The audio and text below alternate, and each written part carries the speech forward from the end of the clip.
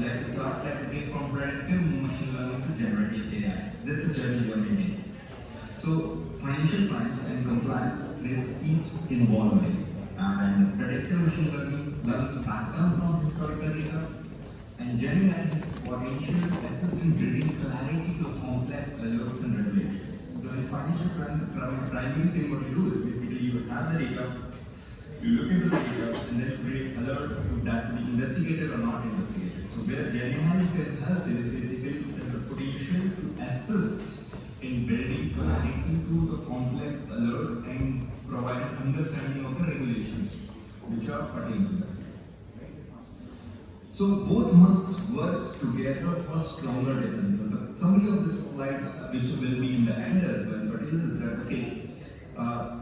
generative AI is at the moment is not here to replace anything or humans or any machines or any previous systems. Rather, it is here to assist, to enhance the productivity, efficiency, ease in the already existing processes, human beings, as well as models. That will be the crux of this discussion. Validation of these ensures accuracy, explainability, and trust. So our next slides will be focusing on basically a case study that what can be a case of generative AI, how they can help, and then how these aspects are validated, that will be discussed. GenAI has potential is real, but guardrails are critical. It's like giving your guard dog night vision goggles. Tempting potential of GenAI. So let's discuss a little bit of GenAI. We all know, but let's, for this base case, we discuss. GenAI is moving fast in pilot programs across the industry, and the risk is not about using generative AI. The risk is about not using generative AI. And use cases are at the moment chat boxes, onboarding, compliance review in the domain of compliance. And the potential is too tempting for banks and regulators to ignore.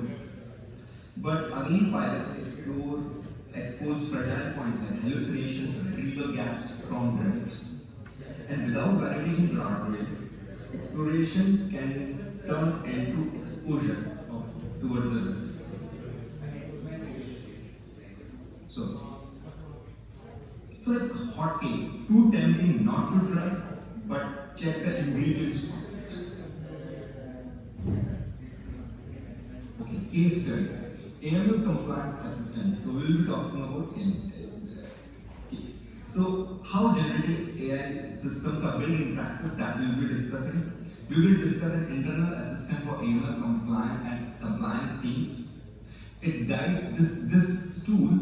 This assistant will guide analysts on regulations, policies, memos, and procedures. It will act as first-line explainer, not a decision maker. Not a decision maker. And it will be designed to improve efficiency, reduce interpretation errors. It's like GPS for compliance. Shows the route, but you are still driving. So let's go with the business problem. So typically in the financial crimes, analysts face an overwhelming flood of policies, memos, and regulations. And knowledge is scattered across systems like files and teams. Institutional memory often lives in silence. The result is wasted time and inconsistent answers. And what we need is an assistant to answer what does policy X require in scenario Y. It's like looking for one stop in 5 different laundry baskets. If you're human to result, it's very inefficient. That's why we will do GenAI. So design choices versus RAG. Typically GenAI are developed in 2 different strategies. One is RAG, Retrieval-Augmented Generation, and one is fine-tuning. So RAG actually pulls context from document library in real time. So what it does is basically that RAG, you can think of LLM as acting as a librarian. You go to the LLM, you ask them, okay, I want this topic, information on this topic. The RAG will, the librarian will walk you through, tell you which books contain this, and tell you which sections it may be, where you can find your knowledge. So that's something you can intuitively understand what RAG is. Fine-tuning internalizes policies into model spread. So fine-tuning LLM, you you can compare it to like basically an employee who has joined your organization, understood his document, read about those documents, and then you ask the question to him, and okay, fine, where do I find that information? And without going into any library, anywhere, he gives you the answer. So that's basically intuitive understanding that okay, what is a RAG and what is a fine-tune model. Both can work, but each time with trade-offs. And the choice depends upon update needs, transparency, and control. RAG is like checking a cookbook. Fine-tuning is like memorizing the recipes. Like a chef, there are two chefs. One chef, he is very skilled in basically in his cutting skills, cooking skills, and all that stuff. So what he does is he never memorizes any of the recipes. He has made notes of each and every recipes. He has books associated with it.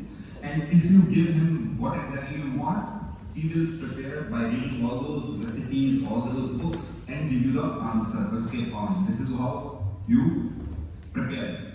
And another chef is, he memorizes everything. That okay, fine, all the recipes, what you want, and you can do it. But again, if you ask that chef to prepare something new, you need to update that chef.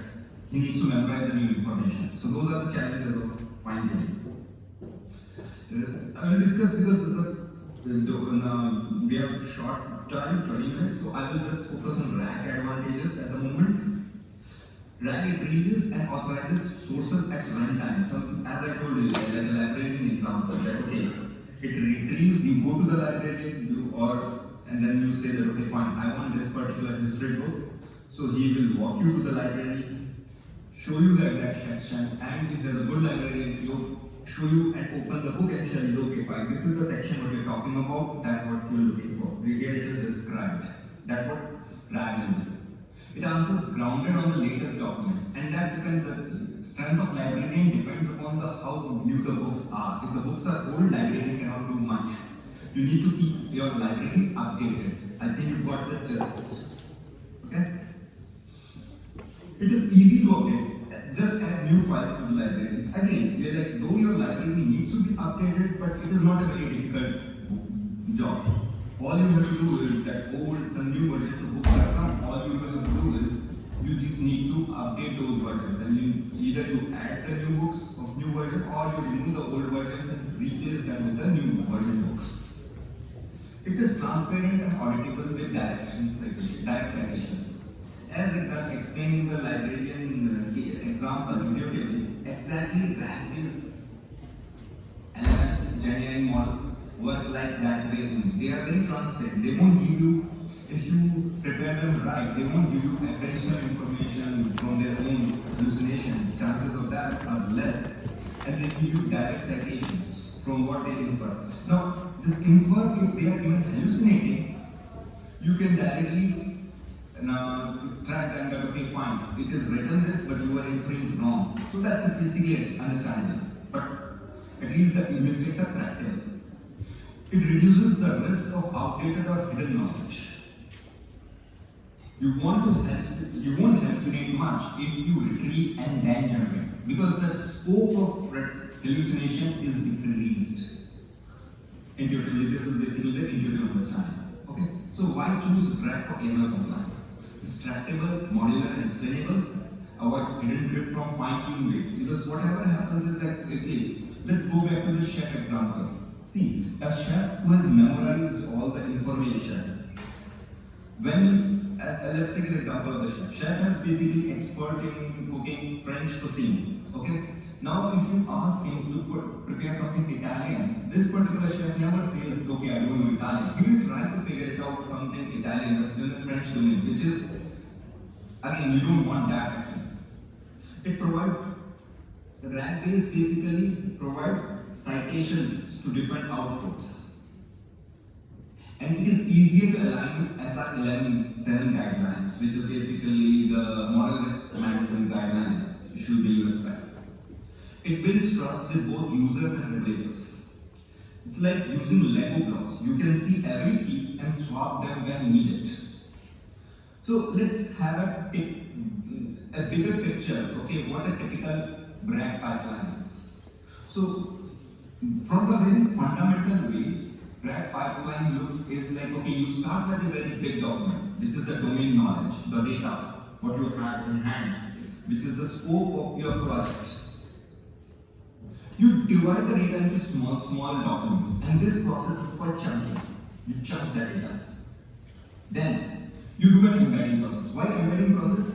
Because these LLMs are generative AI models which are LLM based. They are basically fundamentally neural networks. And in neural networks, they don't take information in the form of text.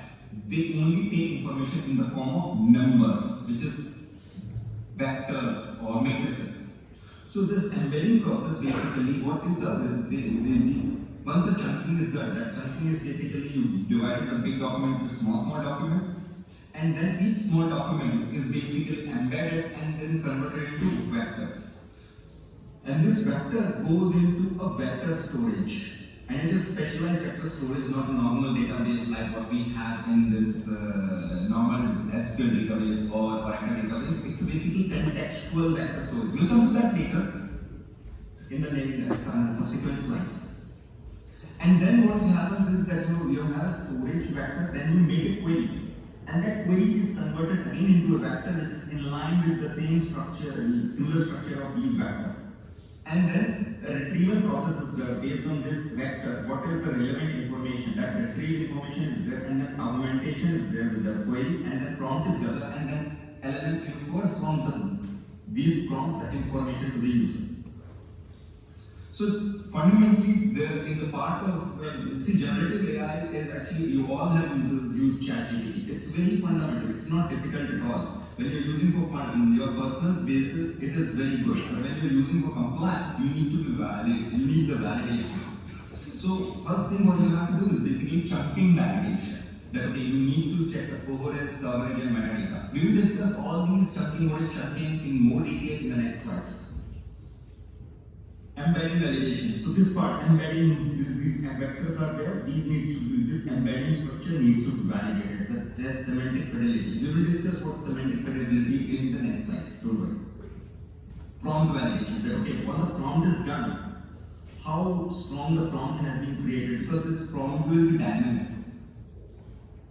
And inference validation. So once you have the response, you need to look into that. Okay, well, does the response make sense or not?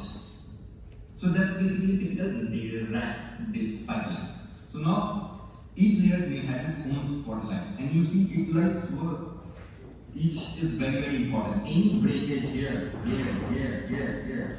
will break the entire model. So actually, as this, you see, LLM is fundamentally only this part, but the whole system, this has to be validated. It has to have proper guardrails. So validation framework, SRs 1175. So development. So we need to use actually the development use of document checking, how the validations, how the embeddings are done, independent validation of test critical accuracy, hallucination, prompt sensitivity is to be looked. Then ongoing monitoring, like track hallucinations, track rate, drift and degradation that needs to be monitored, and outcomes analysis, like SME review of key risk indicators. And governance, version control for prompts, embedding retrievals at APIs. It's like pilot's pre-flight checklist. You skip one step and you are in trouble. As I told you, the whole structure needs to be ensured for accuracy, for compliance, and proper guardrails have to be there. So let's go deeper, a little granular. So let's talk about chunking. So it basically breaks small documents into smaller self-contained pieces. Each chunk should be kept full meaning, no half sentences, or else context will not be clear. The quality of chunking sets the ceiling for the retrieval accuracy. Chunk size variation. So too large chunk, it will risk irrelevant text, bundled. Too small chunks, broken sentences, lost meaning. Metadata text should be there. So add labels. So each chunk should have which section of the document, which page number, and what is the policy type. Suppose these are all in our domain when we are developing financial crime assistant. So all the policy documents, for example, these information has to be there. Each chunk, so that context is clear. An example is that okay, small document A, Document AML manual, section 2.3, page 14. So that such information should have, each chunk should have this information. Validation checks should be, add mini callouts like, okay, does the chunk make sense on its own? Coverage, is every section of the original document included? Integrity, does text exactly match the source? There should not be any OCR errors. It's like slicing a bread. You have a big loaf of bread. If you slice the bread into very thin, it will be very thick, sorry. You cannot chew it because if you have this much slice, big fat slice of bread, good luck eating it. And if you slice too thin, then you cannot put your stuffing into between the slice and it will melt. So you get a crust. That small chunking is very critical. Right chunking size is very important in developing any GenAI. Let's go chunking a little bit deeper. So it's challenges in chunking. See, overlapping versus non-overlapping issues are there. Structure breaks are coming into the picture. Context loss is a problem. And diversity of documents is also you need to take care into it. And scalability. The large document sets require automation but reliable chunking. Validation checks should be coverage balance, semantic continuity, granularity checking, stress testing should be there, human review should be there. Human has to be there. You cannot ignore human review in this system. Design consideration should be there. Like smaller chunks will give you higher precision, but the recall will be low. Larger chunks can higher recall, but risk of irrelevant noise will be there. Metadata tagging adds searchability and traceability. Trade-offs between efficiency and semantic fidelity needs to be looked into it. Like, if you cut the pizza wrong, one person gets all cheese while other gets only crust. So that's basically the fundamental of chunking. Intuition ones.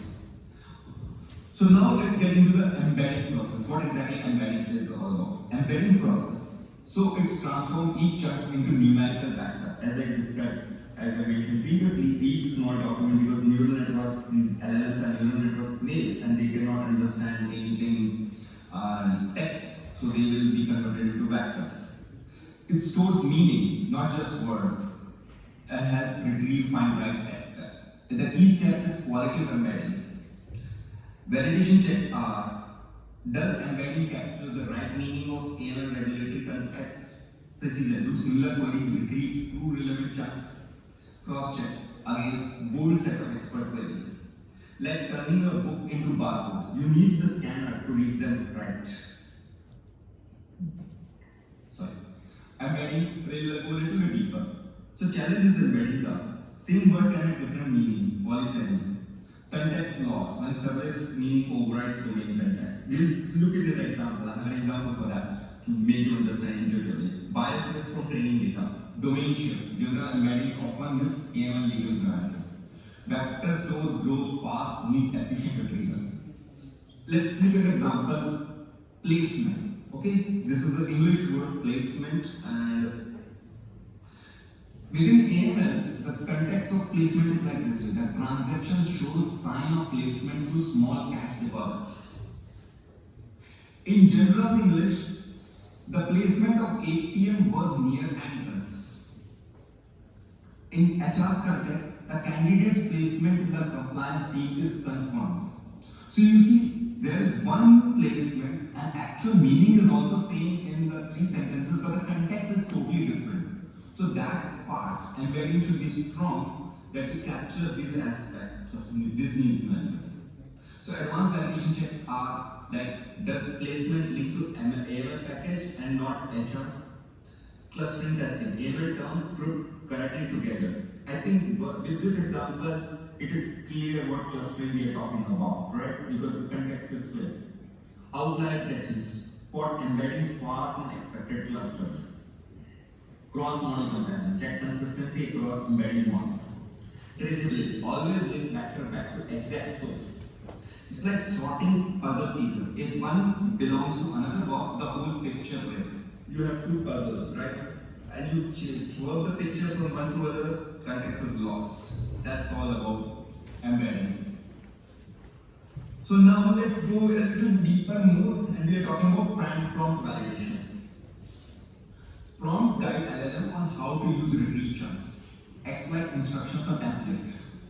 Poorly designed prompts will give you vague. It's like, see, LLM or GenAI is basically, you can consider them, it's GenAI, it's basically artificial intelligence. And if you compare with normal human intelligence, if you give vague instructions to any person whom you need help, you maybe you are going to a taxi, you give a vague instruction to the taxi driver, or you go to a restaurant and to a waiter you give him vague instructions on what you want to eat.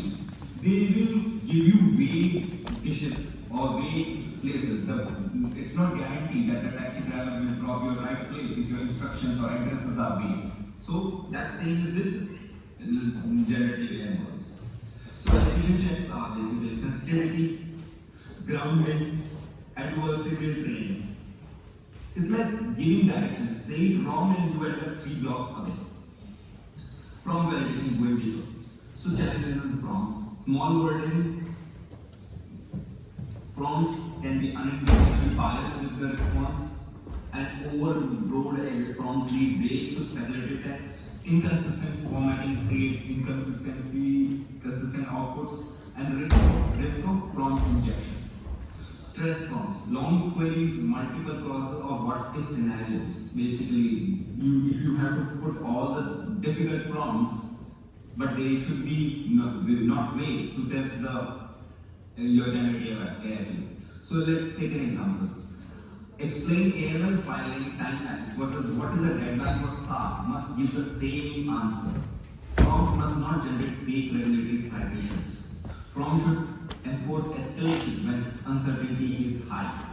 Advanced validation checks include sensitivity testing, grounding checks, adversarial tests, role consistency. It's like typing the wrong number in a letter in a phone number. One digit off and you will reach a stranger. So that is the importance of prompt in generative AI systems. Now finally we'll go for the inference validation. Final step, the LLM converts retrieve chunks into the answers, and that is what the step we are talking about. And risk fluent text sounds right but isn't grounded. Must preserve key data, threshold, deadlines, definitions. Validation checks include factual consistency, hallucination rates, KRI preservations, tone and style. So let's go a little deeper. Challenges in the inference are LLM outputs are fluent but they are not always factual. Risks of hallucinations, critical details missing, style drift, outputs may be blended between text, and AML examples are a threshold of a 10,000 threshold might be restated incorrectly as 10,000, 100,000 threshold. Filing date deadline 30 calendar days could change to 30 business days. Both are different.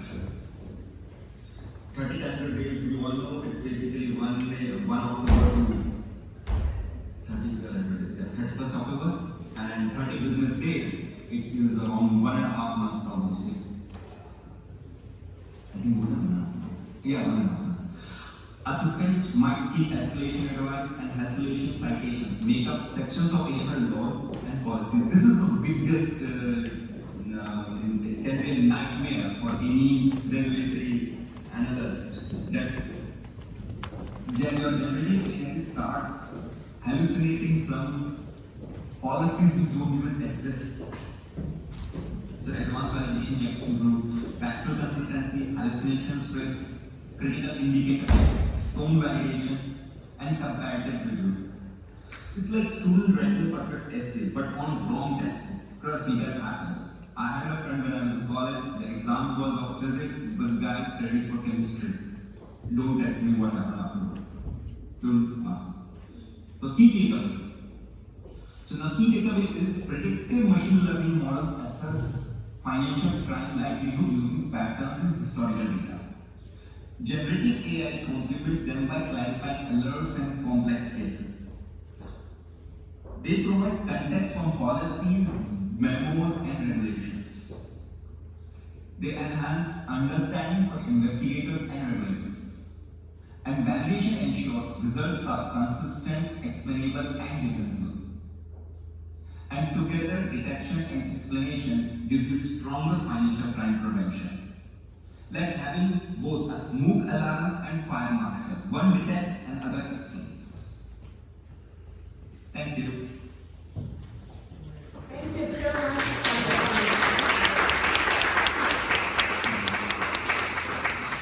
Thank you so much. I saw so many people taking photos of the screen, so I'm sure everybody got something.